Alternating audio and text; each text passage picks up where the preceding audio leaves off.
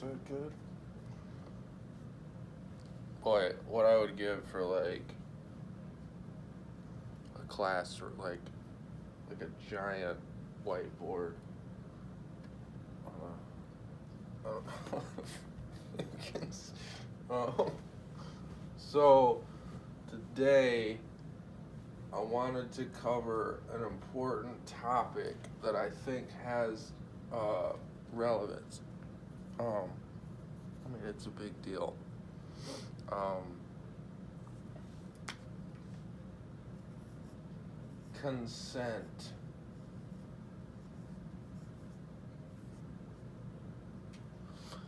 As an extension of the word consent, we could say self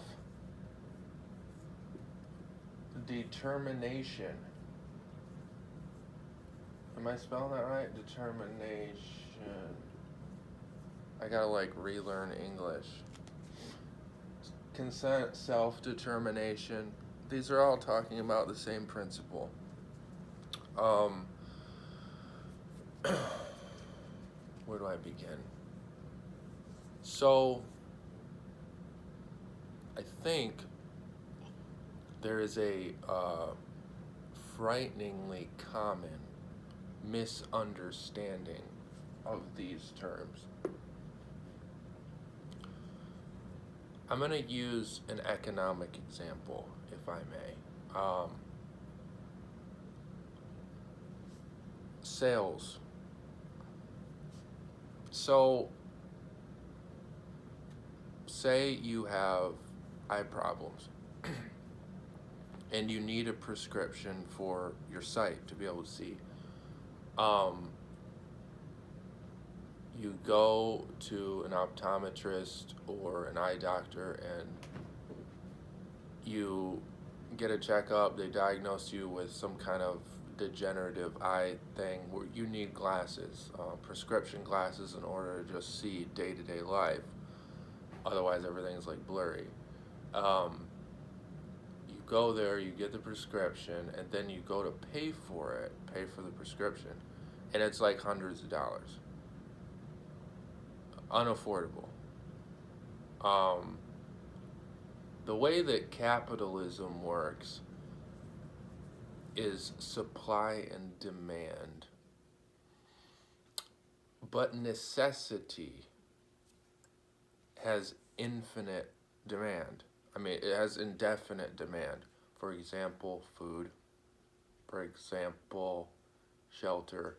You know, I'm talking the crude rock bottom things that everyone needs in order to live. For example, seeing with your eyeballs would be delightful, but could even fall into the category, I would think, of necessity. So, necessity is like the absolute form of demand. And knowing that manufacturers or whoever supplies, maybe it's not even the manufacturers, maybe it's the middleman or the merchants in the middle, knowing that deep necessity for a product, they will jack the price accordingly. Beyond the moral evil of like that, you're basically holding somebody's necessity hostage. Like, what are you gonna do? Not see? You don't really have a choice. And that's the illusion of sick, toxic capitalism, is that, yeah, there's supply and demand, but you're acting as if it's as if everyone's out in an open market with plenty in their pocket to be able to buy things, and it's a matter of choice. You know, do I want this blue tablecloth or this white one? You know, it's like it's a matter of superficial choice. But the temptation for capitalism to capitalize on The infinite form of demand, which is necessity, something like your one sight, um, the temptation there is too much to resist for most people, for most practicers of this. So, therefore, that example where that exchange, one party has a necessity, what could be called a necessity, they can only be fulfilled by the other party. So the other party, the provider, raises the stakes, raises the price to what they can get away with charging for their product. That is an example of the violation of consent. It might sound strange to like pull it out of that, but consent as a principle is something that is totally independent of circumstance. Consent doesn't mean a contract. Why? Because a contract has so many stipulations that the person signs, in their allowance, these stipulations of the contract are to be met, and in exchange, say, my labor for compensation, my time and energy for money. That's like a common exchange. So you have the subject and then the contract. This is not consent, because this isn't free. This is actually bondage. This is binding this person to this contract.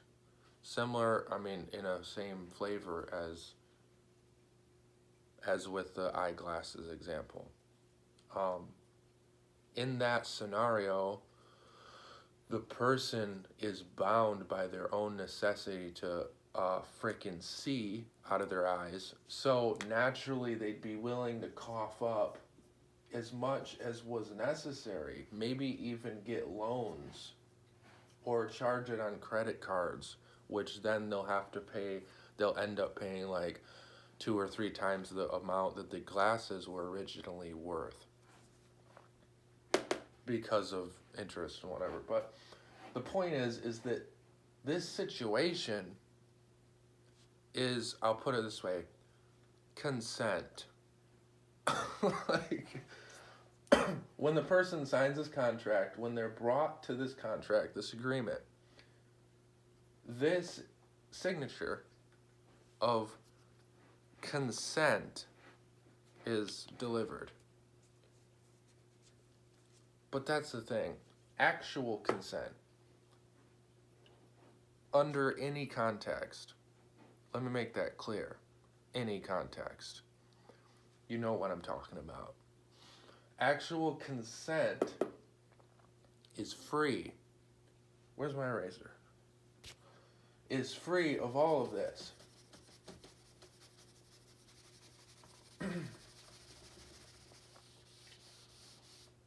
Actual consent is free. Look at him. He's free. Without bondage, without consequence. I think there's a great and grievous misinterpretation when it comes to the idea of consent. And now I'd like to touch on something a little more sensitive in regards to this formula.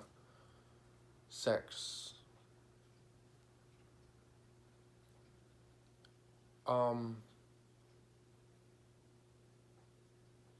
Unfortunately, tragically, consent in terms of sexual relations or even just relationship is distorted pretty widely. to mean a contract, an exchange. I get something, you get something in return. I won't do something unless you do this. Contract. The true state of consent, of proper consent, is not a contract as much as it is a state of being. Now, I'm going to talk about something sensitive here. A state of being. You're having sex. You're with your sexual partner. You guys are going at it. Suddenly, the partner says, okay, like, I'm not feeling this, let's stop. You stop. That is a demonstration of the respect for self-determination, the state of being consensual.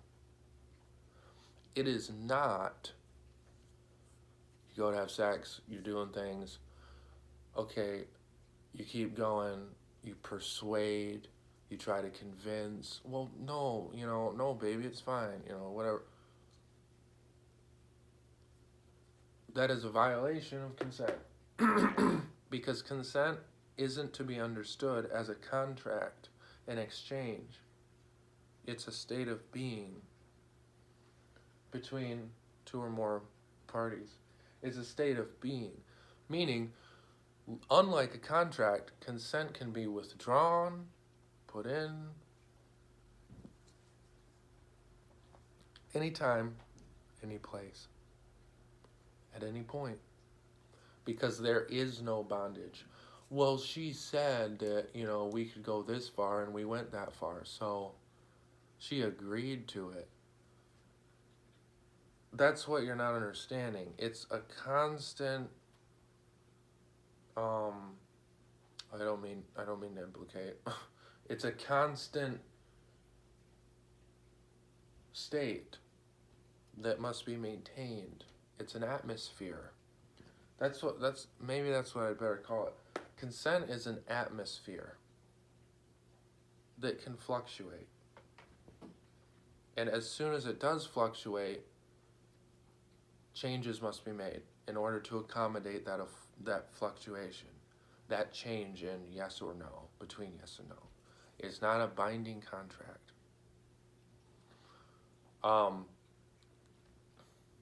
Another example of a violation of consent would be when somebody is under the influence of substances, drugs, alcohol. That is a violation of consent because their self-determination is distorted. So even if under this state, I feel like this is obvious shit, but under this state, yeah, they agreed. They can't even fucking see. It's clouded. So the atmosphere is what I'm saying. It should be seen more as an atmosphere and not as a contract. Because a contract binds. Given and received consent is free-flowing, without strings. It can emerge, withdraw at any time. But it's that atmosphere in terms of having consensual exchange. It's that atmosphere which must be fostered.